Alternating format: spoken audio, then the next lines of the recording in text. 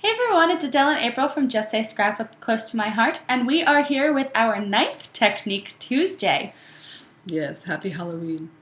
Yes, happy Halloween from Dorothy Gale and the Wicked Witch of Who said I'm wicked? the West. So today is actually the last day for Operation Smile. We told you about it in our last video. Any purchases that you make for the month of October 2017, Close to My Heart will be matching donations up to $10,000 for Operation Smile. So when you complete your order, you can put in that donation to Operation Smile to help the children with the cleft palates. So yes, and throughout the year, Close to My Heart, if you round up or make a donation, it will go to Operation Smile. So the part for donating doesn't stop, but the matching stops. Yes, so that was this month's special. So today, me, Toto, and the Wicked Witch here are going to show you how to make your own paper by using stamps. You ready to get started? Take it away, Dorothy, my little pretty. So today we're going to be using our Falling For You card making stamp and thin cuts. However, we aren't going to be using the thin cuts today. We just wanted to show you that all of the leaves can use the thin cuts. You can also purchase the stamp by itself. So this is what the stamp looks like. So today we are going to be using all of these leaves to make background paper. So how we start that, usually, well, let me show you the colors first. I pulled out all of the colors, we pulled out all of the colors that are being used in the Falling For You paper pack. So these are all the coordinating colors that actually are on the zip strip. So what I like to do when I make my own paper is I'm gonna pick what colors I want. So I'm gonna go with more of a brown tone. So I'm gonna pick my browns and I'm going to leave out my darks. Actually, espresso is a brown tone as well. And by darks, I meant grays. So I'm going to start with almond because it is the lightest color in my palette. But first, I just wanted to remind you that when you have a new stamp, you always want to season it first. So how I do that, I'm just gonna do this on my hand. Make sure that's not as sticky as it was before, and then I can go from there. So now that I have my seasoned stamp, I'm going to start on the edge. Always make sure you have a scrap piece of paper underneath, just because you do not want to ink directly onto your Versamat if you are using it, because then it will get all inky and sticky and not so fun. So I'm just going to take my stamp and make sure that it's all inked up. And remember, you could see through them, so you can make sure all that ink is on there. And you can also turn it over and look at the stamp to make sure that the ink is wet on the stamp. And because this is a new stamp, remember, I'm going to test it first on my scrap, so it works perfectly. And then I'm just going to take it and I'm going to start using it on the white daisy in a bunch of different angles. So what I can also do with my stamp is I can second generation it. The almond is a very light color, so you might not get all of it. And like that, it was supposed to go on the other, but that's okay. There's no mistakes in scrapbooking, only extra embellishing. And when you're making your own paper, it honestly does not matter at all. Right. Some people like to make sure that their stamps don't overlap. Some people overlap their stamps while making paper. It is personal preference. And remember, this is a background paper, so you will be putting items on top. So it doesn't have to be perfect. And I am just going to take a bunch of my different leaves that I have in this stamp, and I am going to fill in the gaps. We seasoned all of these beforehand, but just remember, if you have a new stamp, make sure you are seasoning all of your stamps. So we also wanted to show you that you can do this all in one color. However, you can also, once you start to get your stamps, use different colors in that palette. So I like to use my lightest color first, because let's say I wanted to then use my toffee with one of these stamps, you can clean them, yes, but also if it's your light color and you just stamp it a few times, it's not going to ruin your old stamp. So you don't have to be cleaning it every time. You can if you want to. That is why we have our spritz cleaner and our scrubber. But because it's almond and it's so light, it's not going to matter if I then put this in the toffee. And then I'm even going to go over that from before and you can't even see it. And it just going to give you a little bit more. So as you can see, I'm also just randomly placing stamps down. This is a great stamp set because it gives you so many different leaves that you can continue to use random ones. Use my nutmeg next.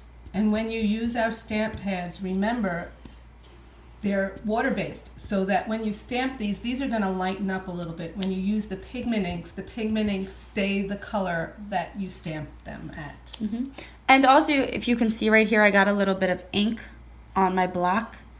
I just use my finger, but you can also have a tissue or a napkin or handy. A baby wipe. Or a baby wipe, just to make sure that that ink doesn't get on your paper. That's another thing, because you always want to look through it to make sure there's no ink on any of these edges, because if you press too hard, that ink will show up on your page and that's not fun. So I'm just having some fun with these. And then if I really wanted to, I can also bring in my other colors. So because I'm going to be using these colors, I'm actually going to come over here now. I'm going to clean my stamps. So I usually just put them together like this and spray. A little bit goes a long way with our cleaner. So you can pick this up and scrub them like this as well. Or what's cool about our scrubber is it has little feet on it. You have to get closer to the feet. There. See the little feet? I sprayed the table accidentally. But you can put it on your table and then take your stamp and it's not going to move. So it's doing all that work for you. This is like my favorite tool we have, minus the Versamat. But I just wanted to show you that. So those are now all clean and I can start again. So I'm going to start with my saffron. And these are the older inks, remember, they are the swivel. These are the magnets. Can we see that again? That was out of the... Oop, magnets. And they are all magnets together. But this is the saffron ink I'm using now. And do you see how it's now brought in a little bit of that different color tone? Which is cool. And I'm doing this on a full piece of paper. You might not want to do a full piece of paper. You might want to just do a 4x6 or something like that. Whatever you decide to do works. This is our Gold Rush. Let me see. I'm going to do this one here.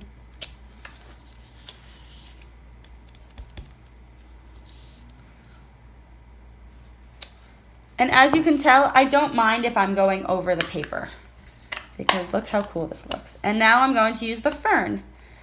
And I have a lot of these gaps in here. I'm actually just going to use my fern ink with some of the smaller stamps to fill in those gaps.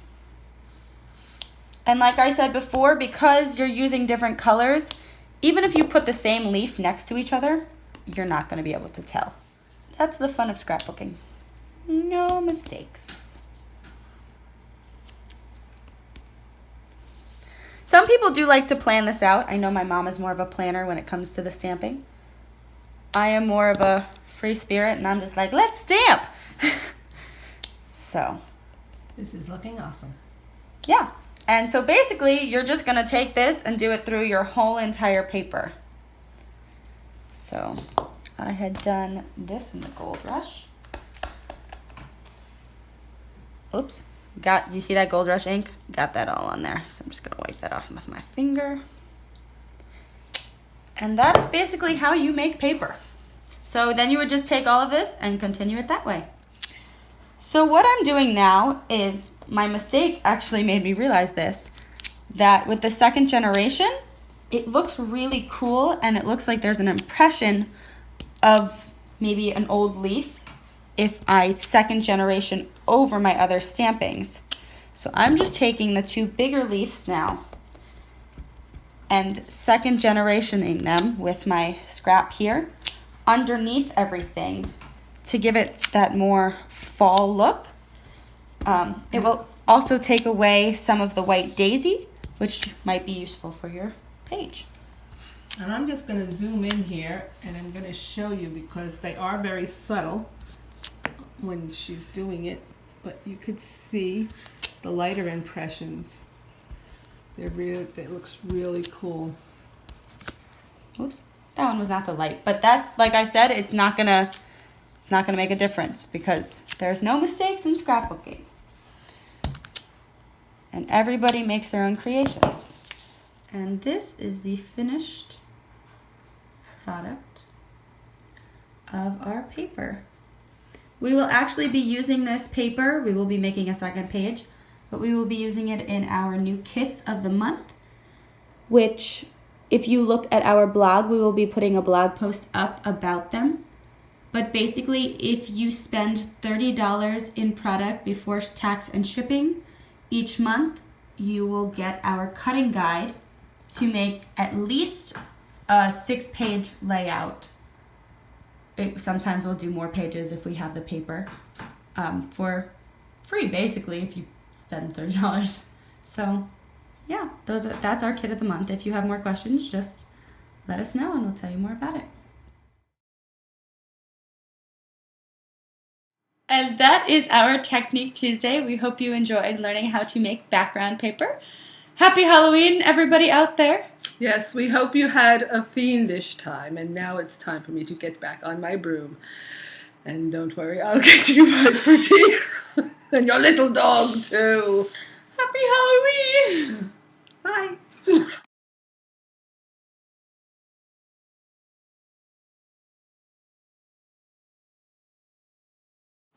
Just don't smile, you know. Hey everyone, it's Adele and April from Just Say Scrap with Close to My Heart. I can't do it! Okay, yes I can. Today, sorry.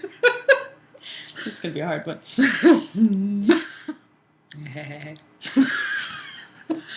And no no's, and no yeses, and no oohs. Okay. She has a cheat sheet, guys. Learning how to make background paper. Yes, we hope you had a fiendish time. What was I supposed to say?